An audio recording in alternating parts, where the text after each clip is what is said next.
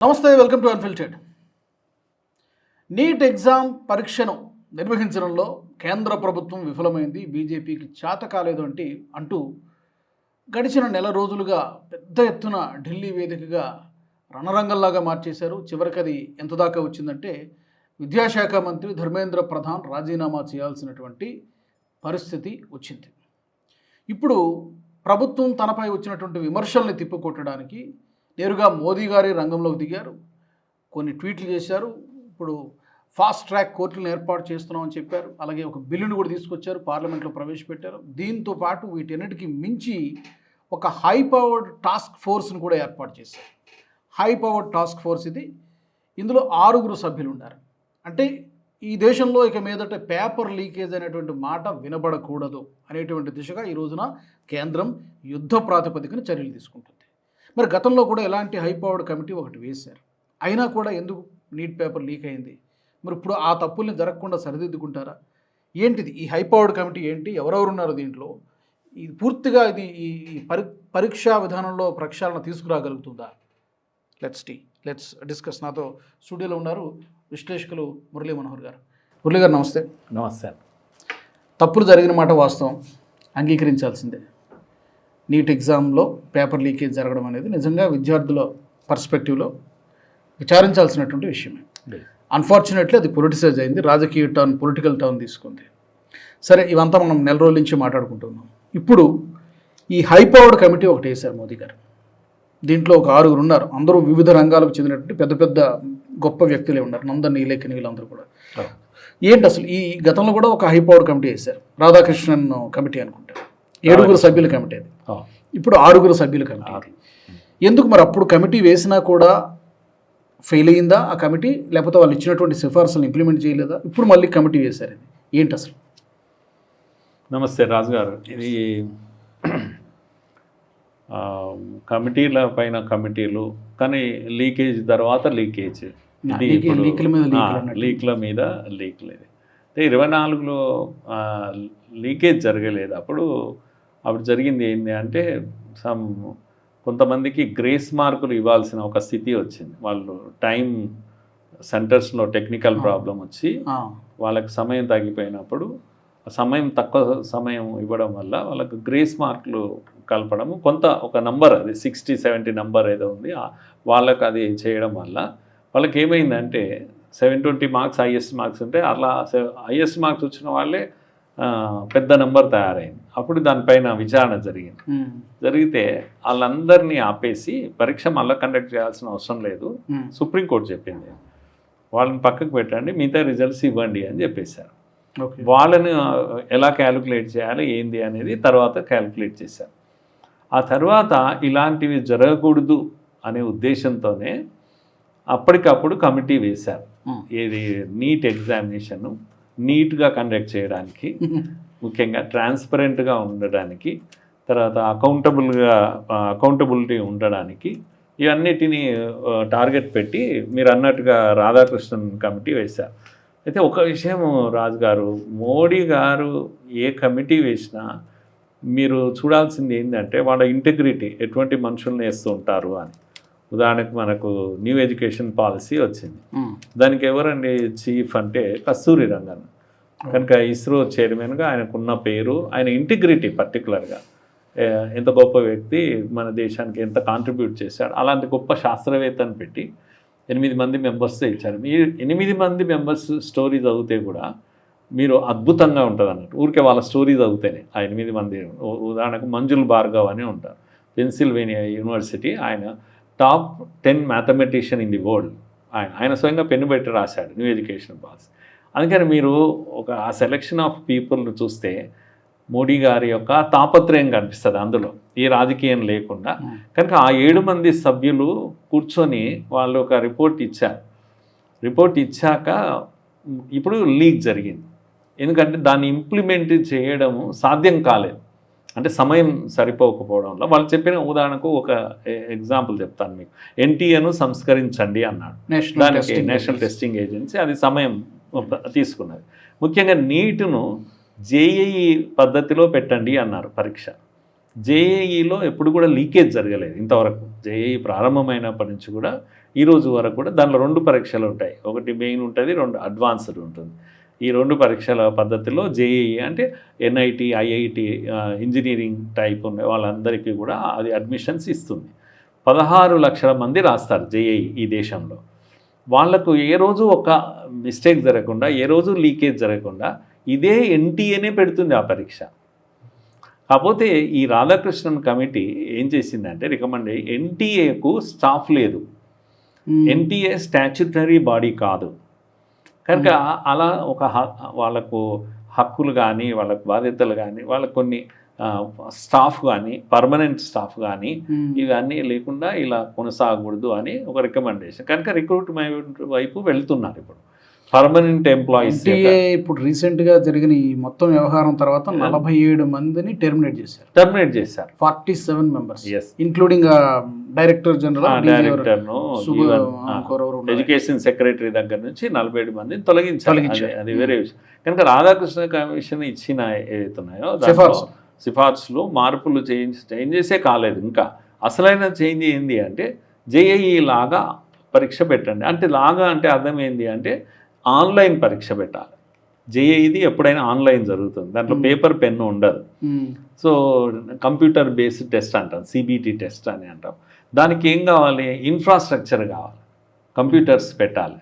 So ఇది ఇంకొక 10 లక్షలకు పెంచాలి. ఇది 16 లక్షలకు జరుగుతుంది. నీట్కి పెట్టాలంటే ఏం చేయాలి, 23-24 లక్షలకు పెట్టాలి. ఆ 10 లక్షల ఇన్ఫ్రాస్ట్రక్చర్ నిర్మాణం చేయలేక ఈ ఒక్క ఏడాది అవుతుంది. అది కూడా ఆల్మోస్ట్ అయిపోవచ్చింది కానీ కాన్ఫిడెన్స్ రాలేదు. టెక్నాలజీ మిస్ అవుతుంది ఎక్కడన్నా అని పాత పద్ధతి పెన్ను పేపర్ పద్ధతిలోనే వెళ్ళారు, లీక్ అయింది. అంటే నేను ఏమంటున్నానంటే ఈ విషయం ఏం చెప్తున్నా అంటే ప్రభుత్వము ఈ రిఫార్మ్స్ అన్ని తెచ్చే పనిలో ఉంది ఆల్రెడీ. మీన్ టైం ఇది జరిగింది. ఎవరు, ఓ 10 మంది టీచర్లు పూనాలో, లాతూర్లో, లేకపోతే రాజస్థాన్లో ఉన్న ఈ టీచర్ పేపర్ సెట్టింగ్ చేసే టీచర్స్ వీళ్ళు చేసినటువంటి పని. కాకపోతే ఇక్కడ ఎన్టీఏలో కానీ ఇంకెవరు అధికారులు కానీ ఎక్కడ కూడా స్కామ్ లేదు. దీంట్లో కొంతమంది పేపర్లు అమ్ముకున్నాడు వల్ల ఇంతమందికి నష్టం జరిగింది. దాన్ని కూడా పట్టుకున్నారు ప్రభుత్వం. ఇదంతా నేనేం చెప్తున్నా అంటే integrity of the government, Modi government and particularly HRD minister, education minister Dharmendra Pradhan, వీళ్ళ ఇంటిగ్రిటీలో ఎక్కడా లోపం లేదు. కానీ జరిగినది టార్గెట్ ఏంటంటే ధర్మేంద్ర ప్రధాన్ టార్గెట్గా ఇది పొలిటికల్ ఉద్యమమే తప్పితే దీంట్లో నిజాయితీగా విద్యార్థులకు న్యాయం చేద్దాం అనేటువంటి తపన ఏ ఉద్యమంలో ఎక్కడా లేదు. మాకు కేసులు పెట్టకూడదు, లేకపోతే కొంత కంపెన్సేషన్ ఇవ్వాలి, 1 కోటి రూపాయలు, రిటాలియేషన్ మెథడ్స్ ఉండొద్దు, ఇవి డిమాండ్. ధర్మేంద్ర ప్రధాన్ తొలగించాలి కంప్లీట్గా. పొలిటికల్ ఉద్యమంలో కూడా చాలా స్లోగన్స్ వచ్చినాయి.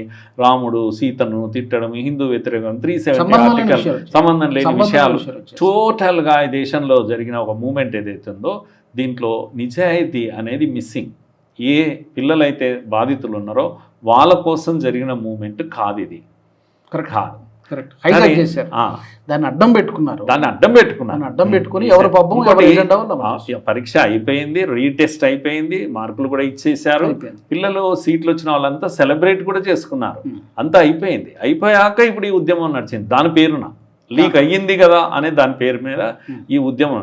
కనుక నేను బేసిక్గా క్వశ్చన్ చేస్తున్నా, ఈ ఉద్యమాన్ని క్వశ్చన్ చేస్తున్నా. There is no integrity, there is no నిజాయితీ ఇన్ ది మూమెంట్. నిజాయితీ లేదు. అంటే అయినా సరే బాధ్యత మాత్రం ప్రభుత్వానికి ఉంది. Issue genuine. లీకేజ్ జరిగింది, దానికి ప్రభుత్వానికి బాధ్యత ఉంది, తీసుకోవాలి. బట్ థింగ్ ఏంటంటే ఇప్పుడు ఇందాక మీరు చెప్పారు ధర్మేంద్ర ప్రధాన్ గారి రాజీనామా, దీని మీద డిఫరెంట్ ఒపీనియన్స్ ఉన్నాయి. అఫ్కోర్స్ జరిగిపోయింది అనుకోండి, బట్ స్టిల్ సందర్భం వచ్చింది కాబట్టి రాజీనామా చేయడము కరెక్టా, లేకపోతే సంస్కరణలు తీసుకొచ్చి తప్పు చేసిన వాడిని కఠినంగా శిక్షిస్తే సరిపోతుందా? బట్ రాజీనామా చేసేసారు, అయిపోయింది. ఈ విషయంలో ఏమంటారు? అంటే ఇక్కడ మోడీ ప్రభుత్వము ఆ నిర్ణయానికి ఎందుకు వచ్చిందంటే కాంప్లికేట్ అయింది ఇష్యూ, చాలా కాంప్లికేట్ ఇష్యూనేమో. అయిపోయిన సమస్య కంప్లీట్ అయిపోయింది, పరీక్ష కూడా అయిపోయింది, అంతా అయిపోయిన దాన్ని ముందేసుకొని ఆ వంకతో ఈ మూమెంట్ అనేది డిఫరెంట్ టర్న్స్ తీసుకుంటుంది. అనేక ఇంటర్నేషనల్ ఇన్వాల్వ్మెంట్ ఇవన్నీ కూడా సంఘ విద్రోహ టోటల్గా మన దేశంలో జరుగుతున్న మూమెంట్స్లో రాజుగారు నేను ఒక గుర్తు చేస్తున్నాను మీకు. రైతు ఉద్యమం అయినా, సిఏఏ ఉద్యమం అయినా, సిఏఏ అయితే అందరికీ తెలుసు, భారతదేశంలో ఉన్న ఏ పౌరుడి పౌరసత్వం పోదు. కానీ ముస్లింలు అనే వాళ్ళని భయపెట్టి మీ పౌరసత్వం పోతుంది అని చెప్పేసి ఢిల్లీలో పెద్ద మూమెంట్ వచ్చింది. అలాగే రైతు ఉద్యమం వచ్చింది, ఈరోజు ఈ ఉద్యమం. ఈ అన్ని ఉద్యమాల్లో ఏముందండి, మీరు టార్గెట్ ఏంది? రైతు సంక్షేమము టార్గెట్ కాదు, లేకపోతే ముస్లిం సంక్షేమం టార్గెట్ కాదు, విద్యార్థి సంక్షేమం టార్గెట్ ఏంటంటే ఈ ప్రభుత్వాన్ని కూల్చాలి. ప్రతిపక్షాలన్నీ కలిసి వాళ్ళ టార్గెట్ ఏంటంటే, ధర్మేంద్ర ప్రధాన్ కూడా కాదు వాళ్ళ టార్గెట్, మోడీ టార్గెట్ ఈ ప్రభుత్వం కూలాలి. కనుక అన్ని శక్తులు ఏకమై దేశంలో 10 ఏళ్ల నుంచి ఒక ఫ్రస్ట్రేషన్తో ఎలా అయితే కూల్చాలి, ఏ వెపన్ దొరుకుతుందని చూస్తున్నా, ఇది దొరికింది. డెవలప్మెంట్లో పోటీ పడాలి, ఇంతకు మించిన కొత్త ప్రభుత్వం ఇవ్వాలి, మేము ఇంతకు మించినటువంటి అడ్మినిస్ట్రేషన్ మేము ఇవ్వగలము అనే ఒక భరోసా ప్రజలకు కల్పించడంలో ఫెయిల్ అయిన ప్రతిపక్షాలు ఈ యొక్క ఇష్యూస్ బేస్డ్గా సెంటిమెంట్ను రగిలించి దాంతో తెగ ఆనందాన్ని పొందుతున్నారు, పాశవిక ఆనందాన్ని వీళ్ళు పొందుతూ ఉన్నారు. కనుక అమాయక విద్యార్థులను కాసేపు పక్కకు పెడితే విద్యార్థులకు ప్రభుత్వం నేను ఒక విషయం చెప్తానండి, ఈ చర్చల అంతటా కూడా మీరు పరీక్షా విధానం గురించే మాట్లాడుతున్నారు. నేను విద్యా విధానం గురించి కూడా మాట్లాడాలి, ఎవరు మాట్లాడలేదు, అది మనం తర్వాత మాట్లాడదాం. కానీ దీంట్లో ఇప్పుడు నేను ఉదాహరణకు కామకోటి గారు వచ్చారు, నిన్న ప్రెస్ కాన్ఫరెన్స్ పెట్టారు. వెంటనే వారు అపాయింట్ అయ్యారో లేదో వారు ఏమంటున్నారు అంటే, ఇప్పుడు కావాల్సిందంతా ఏంది అంటే ట్రస్ట్ డెవలప్ చేయాలి, పరీక్షల పట్ల మేము పరీక్షా విధానం పట్ల మేము విశ్వాసాన్ని చురగొనాలి, ప్రజల యొక్క విశ్వాసాన్ని అని అంటూనే ఇంకొక మాట ఏమన్నాడంటే, ఇంటిగ్రిటీ ఆఫ్ పేపర్ సెట్టర్స్ అనేది ఈరోజు దేశంలో పెద్ద సమస్యగా మారింది అని అన్నాడు. అంటే మీరు టీచర్ అండి, మీరు పేపర్ రాస్తారు, మీరే రాయాలి కదా. టీచర్ పాఠం చెప్పిన మాట 2 విషయాలు ఉంటాయండి విద్యారంగంలో, పాఠాలు చెప్పే వ్యవస్థ ఒకటి, పరీక్షలు పెట్టే వ్యవస్థ ఒకటి. ఈ రెండిట్లో టీచర్ రోలే చాలా కీలకం. Correct sir. ఇక్కడ కామన్ మ్యాన్కి వచ్చే డౌట్ ఏంటంటే, ఇప్పుడు ఈ కమిటీ, ఈ హై పవర్డ్ కమిటీలో అందరు నీలేఖని గారు ఉన్నారు, రైట్? ఫస్ట్ చైర్మన్ ఆయనే, మొత్తం ఆయన లీడ్ చేస్తున్నారు. అండ్ ఈ మాజీ ఇస్రో చైర్మన్ సోమనాథ్ గారు ఉన్నారు, అండ్ మాజీ intelligence bureau director Tapan డేకా, IIT Madras, of course ఈయన న్యాచురల్గానే విద్యారంగం కాబట్టి అందులో పెద్ద సర్ప్రైజ్ లేదు. మాజీ విద్యాశాఖ కార్యదర్శి అనితా కర్వాల్, సరే ఆమె కూడా ఎడ్యుకేషన్ డిపార్ట్మెంట్. సీనియర్ అంటే ఆమె ఐఏఎస్ ఆఫీసర్ అనుకుంటా, అమృత్లాల్ మీనా. ఓకే, అంటే వివిధ ఈ ఇతర రంగాలకి, విద్యారంగం కాకుండా ఇతర రంగాల్లో ఉన్నటువంటి వ్యక్తులను ఇందులో చేర్చడం అనేది ఎలా చూడాలి, పర్పస్ ఏంటి? దీంట్లో ఒకటేమో నందన్ నీలేకర్ కానీ కామకోటి కానీ వీళ్ళు టెక్నాలజీ వైపు నుంచి సెక్యూరిటీ ఎలా ఇవ్వాలి అని, ఆర్టిఫిషియల్ ఇంటెలిజెన్స్, సైబర్ సెక్యూరిటీ కానీ, ఆర్టిఫిషియల్ ఇంటెలిజెన్స్ కానీ ఇవన్నిటిని ఉపయోగించి ఫుల్ ప్రూఫ్ మెథడ్స్ను ఇవ్వడానికి స్కోప్ ఏముంది అని చెప్పడానికి వీళ్ళకు అవకాశం. లీక్ ప్రూఫ్ అసలు లీక్ కావడానికి అవకాశం లేకుండా పూర్తిగా లీక్ ప్రూఫ్ మెథడ్స్ ఏమేమి ఉంటాయి, కనుక టెక్నాలజీ దీంట్లో ఎంత ఉపయోగపడుతుంది అనే దాన్ని డెవలప్ చేయాలి. స్ట్రక్చరల్ నిర్మాణం చేసేటప్పుడు ఎలా చేయాలి అనే విషయం వీళ్ళు చెప్పడానికి అవకాశం ఉంటుంది. కనుక టెక్నాలజీ డ్రివెన్ ఎగ్జామినేషన్ వైపు వెళ్ళే అవకాశం ఉంటుంది వీళ్ళు. అలాగే దీని కారణంగా లీక్ ప్రూఫ్ మెథడ్స్ వస్తాయి, ట్రాన్స్పరెన్సీ వస్తుంది. అసలు బేసిక్ ఏంటంటే ఎక్కడ హిడెన్ థింగ్స్ ఏమీ ఉండవు, అన్నీ ఓపెన్గా కనిపిస్తాయి అని. కనుక దీనికోసమే ఈ technology related people, world renowned person Nandan Nilekani మన అందరికీ తెలుసు. మన చేతుల్లో ఈరోజు ఆధార్ ఉంది అంటే మనకు ఆధారమే నీలేకర్ అన్నట్టు. ఆయన బ్రెయిన్ చైల్డ్, అది సృష్టికర్త, ఇన్ఫోసిస్ వైస్ చైర్మన్ కూడా అతను. అలా వరల్డ్ వైడ్గా వెల్ నోన్ పర్సన్ అతను. అలాగే ఇతను కూడా కామకోటి విషయంలో ఆయన పేరుకు ఐఐటి డైరెక్టర్ అని అనుకుంటాం, కానీ బట్ దేశంలో కొన్ని దేశ యొక్క అవసరాలకు టెక్నాలజీ ఎట్లా ఉపయోగపడాలి. ఐఐటీలు అనేవి కేవలం పాఠాలు చదువుకొని కావడం కాదు, నేషనల్ రిక్వైర్మెంట్స్ ఏదైనా ఉన్నప్పుడు మనం ఎట్లా స్పందించాలి దాంట్లో చాలా టాప్. ఆయన ముఖ్యంగా కోవిడ్ సమయంలో ఆయన యొక్క సహాయం మోడీ గారు తీసుకున్నారు. ముఖ్యంగా యాప్ తయారు చేసి మ్యాపింగ్ చేసేటప్పుడు ఎవరెవరు కోవిడ్ ఎలా సోకుతుంది అసలు కోవిడ్ యొక్క డైరెక్షన్స్ కూడా ఇచ్చేవాడు ఆయన. ఇక్కడ పరిగెత్తుతుంది, ఈ వైపు పరిగెత్తుతుంది, ఈ వైపు పరిగెత్తుతుంది అని దాని అసలు మన చుట్టుపక్కల లొకేషన్ ఎంతమంది ఉన్నారు, ఎంత మ్యాపింగ్ చేయడము, ఎప్పటికప్పుడు ప్రభుత్వానికి అందించడము, అది చేయడంలో దాని కారణంగా మన దేశంలో ఇంత పాపులేషన్ ఉన్నా మన కంట్రోల్ అయింది. కనుక ఒక ఐఐటి ఈ టెక్నాలజీ ఇచ్చింది దేశానికి. కనుక మెడికల్ వేరు ఐఐటి వేరు అనుకుంటాం, కాదు, రెండు కలిసే పనిచేస్తాయి అన్నాడు. అలా కామకోటి గారు ఏమంటే మోడీ క్లోజ్ సర్కిల్లో ఉంటారు వారు. అందుకని నేను ఈ మధ్యన ఇది చెట్టినాడు యూనివర్సిటీ కాన్వకేషన్కి వెళ్ళాను. నేను అక్కడ ఈసీ మెంబర్గా ఉన్నాను, వారు చీఫ్ గెస్ట్గా వచ్చారు. వారితో మాట్లాడే అవకాశం వచ్చింది. ఆయన గోల్డ్ మెడలిస్టులు అందరినీ 18 మంది గోల్డ్ మెడలిస్టులు, అబ్బాయిలు అమ్మాయిలు, టాపర్స్ మొత్తం ఆ యూనివర్సిటీలో సుమారు 600 మంది గ్రాడ్యుయేట్స్, పోస్ట్ గ్రాడ్యుయేట్స్ వస్తే, పిహెచ్డీలు చేసిన వాళ్ళు వస్తే, అలా 18 మందిని కూర్చొని వాళ్ళతో ఇంటరాక్ట్ అయ్యాడు. మీరు మా దగ్గరికి ఎవరు వస్తారు రాండి అని పిహెచ్డీ చేయడానికి. ఎవరిని మెడికోస్ను ఆయన ఇన్వైట్ చేస్తున్నారు, ఎలా చేయవచ్చు ఏంది అనేసి. అలా ఆయన నేషనల్ నీడ్స్ను ఫుల్ఫిల్ చేయడంలో ముందు ఉంటారు. వారి స్టోరీ ఆ విధంగా ఉంది. కనుక వీళ్ళ తీసుకున్న పేర్లు ఊరికే ఆషామాసిగా ఏదో కనపడ్డాయి తీసుకున్న అటువంటి పేర్లు కాదండి. మీరు చెప్తున్నారు కదా, నందన్ నీలేకర్ గారు, సోమనాథ్ గారి తెలిసే విషయం, అందరికీ తెలిసినది. ఇస్రో ఆఫ్టర్ మనము ఎవరు అబ్దుల్ కలాం దగ్గర నుంచి ఆ పరంపర వస్తూ ఉంది. రాధాకృష్ణన్ మొన్నటి కమిటీలో, లేకపోతే సోమనాథ్, వీళ్ళందరూ కూడా ఇస్రో సైంటిస్టులు అందరూ కూడా దీంట్లో ఇన్వాల్వ్ చేస్తున్నారు. ఎంత సీరియస్గా ఉంది ప్రభుత్వం విషయంలో అనేది మనకి అర్థమైంది ఈ వరుసగా చర్యలు. ఎస్, మీరు అన్న ఇంటెలిజెన్స్ బ్యూరో నుంచి తపన్ దేక. ఎందుకని అంటే వాళ్ళ ఇంటెలిజెన్స్ యొక్క వ్యూ వేరే ఉంటుంది. నియరెస్టులు ఎక్కడ తిరుగుతుంటారో, ఎక్కడ ఎలా ఇన్వాల్వ్ అవుతారో, ఆ వ్యూ వాళ్ళకు ఉంటుంది. కనుక వారిని ఇచ్చారు. ముఖ్యంగా అనిత కన్వాల్ ఎవరైతే ఉన్నారో వీళ్ళంతా ఎడ్యుకేషన్ సెక్రటరీస్గా పనిచేసిన, ఎడ్యుకేషన్ ఫీల్డ్ పైన వాళ్ళకి పట్టు ఉంది, పరీక్షలు నిర్వహించిన అనుభవాలు ఉన్నాయి. అడ్మినిస్ట్రేషన్ సైడ్ వెళ్ళిపోయారు. కనుక డిఫరెంట్ యాంగిల్స్ చూశారు. ఇక్కడ అవకాశం లేకుండా ఇంటెలిజెన్స్ కానీ, టెక్నాలజీ కానీ, అడ్మినిస్ట్రేషన్ కానీ అన్ని రంగాల్లో ఉన్న నిపుణులు వీళ్ళంతా కూడా. కనుక వీళ్ళపైన ఇప్పుడు ఏం భారం మోపారంటే, ఇంత సువిశాల భారతదేశంలో ఈ ప్రపంచంలోనే అతిపెద్ద పరీక్ష ఏదైనా ఉంది అంటే నీట్ అండి. గుర్తుపెట్టుకోవాలి మనం. ఎందుకంటే చైనా కన్నా అతి ఎక్కువ జనాభా ఉన్న వాళ్ళం మనం, యూత్ ఎక్కువ ఉన్న వాళ్ళం మనమే. తర్వాత 24 లక్షల మంది ఎట్ ఏ టైం ఒకేసారి పరీక్ష రాసే విధానం ప్రపంచంలో ఎక్కడ లేదు, మన దగ్గర మాత్రమే రాస్తారు. కనుక ఇన్ని 5,000 కేంద్రాల్లో ఈ పరీక్ష రాస్తారు, 12 భాషల్లో ఈ పరీక్ష రాస్తారు, 14 సెంటర్స్ విదేశాల్లో ఉన్నాయి. 5,000 కాకుండా 14 సెంటర్స్ విదేశాల్లో. ఇంత పెద్ద హ్యూజ్ నెట్వర్క్ ఇది ఏది మైండ్లో లేకుండా మాట్లాడుతుంటారు చాలామంది. మనం చేస్తున్నది ఆషామాషి పని కాదండి. ఇది ఇన్ని లక్షల మంది విద్యార్థులకు పగడ్బందీగా పరీక్ష నిర్వహించి లాస్ట్ 6-7 ఇయర్స్ నుంచి జరిగాయి. ఎక్కడెక్కడ ఏం లోపం జరగలేదు, మన జరిగింది. కనుక ఇప్పుడు మనం సరిదిద్దుకునే ఏర్పాటు మనం చేస్తున్నాం. కనుక దీంట్లో ప్రభుత్వం యొక్క చిత్తశుద్ధిని ప్రశ్నించడానికి వీలు లేదు అని అంటున్నాను నేను. ఒక మినిస్టర్ ఇన్వాల్వ్ అయ్యాడు, ఒక ఆయన స్కామ్ జరిగింది, ఎక్కడెక్కడో డబ్బులు కోట్ల రూపాయలు కొట్టేశారు మంత్రివర్గంలో ఉన్న వ్యక్తి. ఇలాంటివి ఏమన్నా ఉన్నాయా అంటే ఏమీ లేవు. అందుకే రాగానే కామకోటి గారు ఏమన్నారంటే పేపర్ సెట్టర్స్ యొక్క ఇంటిగ్రిటీ కూడా ఈరోజు సమస్య అన్నాడు. ఎవరు? కామకోటి. ఎందుకంటే ఇప్పుడు పేపర్ లీకేజ్ జరిగింది వాళ్ళ వల్లనే. కనుక నిజాయితీ ఉన్న మనుషులు, ఇప్పుడు నేను పరీక్ష పెడుతున్నాను, నేను టీచర్ను, నేను నీలాంటి 10 మందికి పరీక్ష పెట్టేటప్పుడు నేను ఇద్దరికి ముందే క్వశ్చన్ పేపర్ ఇస్తే నేనేం టీచర్నండి, నేను టీచర్ అంటారా అన్న అసలు?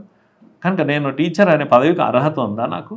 ఇప్పుడు ఈ ఇంటిగ్రిటీ, ఈ వాల్యూస్ సిస్టమే కొలాప్స్ అయిపోయింది మన విద్యా విధానం. అందుకే విద్యా విధానాన్ని మార్చే ప్రయత్నంలో ఉన్నాం మనం. మనుషులను ఇప్పుడు ఐఐటీలను చేసాము, మనం ఎన్ఐటీలను చేసాము, అమెరికాకు పంపాము, కానీ మంచి మనుషులను తయారు చేశామా? ఇంటిగ్రిటీ ఉన్న మనుషులను తయారు చేశామా? విలువలు బోధించామా? ఇక్కడ కొలాప్స్ అయిపోయాను. 70 ఏళ్లలో వీటిని వదిలేసి టెక్నాలజీ పీపుల్ను తయారు చేస్తాం, కానీ వాల్యూస్ ఉన్న టెక్నాలజీ పీపుల్ను. అందుకే గాంధీజీ అన్నాడు, చిన్నప్పుడు నేను ఒక కథ, సత్యహరిచంద్ర కథ విన్నాను, జీవితకాలం సత్యం అనే దాన్ని పట్టుకున్నాను నేను అని అన్నారు. కనుక చిన్నతనంలో మీరు ఈ వాల్యూస్ని బోధించకుండా మంచి మనుషులను తయారు చేసుకోకపోతే ఎంత గొప్ప వ్యక్తులైనా కూడా ఉపయోగం లేదు. ఇది మన విద్యారంగంలో ఉన్న అతిపెద్ద లోపం అండి. ఇది దిద్దుకోకపోతే ఈ టెక్నాలజీ పీపుల్ మనల్ని కాపాడలేరు, ఇంటిగ్రిటీ ఉన్న పీపుల్ కాపాడతారు మనకు. అందుకే కామకోటి గారు చెప్పిన విషయం అది. మొత్తం ఇంట్లో నేర్చుకునే లెసన్ ఇది నేను చూస్తున్నాను. గతంలో హైపవర్ కమిటీ వేశారు, సిఫార్సులు ఇచ్చేది, కాకపోతే దాన్ని ఇంప్లిమెంట్ చేయడంలో కొంత జాప్యం జరిగినట్టుగా ఉంది. ఫలితం మళ్ళీ మనం చూసాం. ఈసారి మరి అలాంటి తప్పులు జరగకుండా ఉంటాయని మనం భావిద్దాం. ఎందుకంటే ప్రభుత్వం కూడా మనం ఆశిద్దాం. ఎందుకంటే చాలా సీరియస్గా ఉంది. మోదీ గారు డైరెక్ట్గా రంగంలోకి దిగాల్సినటువంటి పరిస్థితి వచ్చింది. వరుసగా ఆయన మెసేజ్లు పెట్టడము, ట్వీట్లు పెట్టడము, ఫాస్ట్ ట్రాక్ కోడ్లు పెట్టడము, పార్లమెంట్లో కొత్త బిల్లు తీసుకురావడము గతంలో ఎప్పుడు జరగలేదు. ఇంత పెద్ద ఎత్తున ఎడ్యుకేషన్ మీద ఫోకస్డ్గా పనిచేయడం అనేది చేయలేదు. We hope it will succeed. విద్యార్థులకు న్యాయం జరగాలని ఆశిద్దాం. థ్యాంక్ యూ మురళి గారు, ధన్యవాదాలు. మరి ప్రభుత్వం తీసుకుంటున్నటువంటి చర్యలు, పర్టికులర్గా ఈ పరీక్షా విధానానికి సంబంధించి వరుసగా తీసుకుంటున్నటువంటి చర్యల వలన విద్యార్థులకు న్యాయం జరుగుతుంది అని మీరు అనుకుంటున్నారా? ఏ విధంగా వ్యవహరిస్తోంది? ఈ అంశాన్ని ప్రభుత్వం ఎలా హ్యాండిల్ చేస్తోంది? సరిగ్గానే ఉందా? తప్పకుండా మీ అభిప్రాయాలను కామెంట్ సెక్షన్లో తెలియచేయండి. ఈ ఎపిసోడ్ పైన మీ ఒపీనియన్స్ కూడా మాకు చెప్పవచ్చు. ఇంకా మా దగ్గర నుంచి ఎలాంటి టాపిక్స్ కూడా ఎక్స్పెక్ట్ చేస్తున్నారో అది కూడా మీరు కామెంట్స్ ద్వారా మాకు తెలియచేయచ్చు. జై హింద్. ఈ వీడియో మీకు నచ్చినట్టయితే లైక్ చేయండి, 10 మందికి షేర్ చేయండి. అలాగే కామెంట్ల రూపంలో మీ అభిప్రాయాలను మాతో పంచుకోండి. Nationalist hub group of channels ను సబ్స్క్రైబ్ చేసుకుని తెలుగునాట జాతీయవాద జర్నలిజాన్ని ప్రోత్సహించండి. ఈ వీడియో కింద ఉన్న బెల్ ఐకాన్ పై క్లిక్ చేయడం మర్చిపోవద్దు.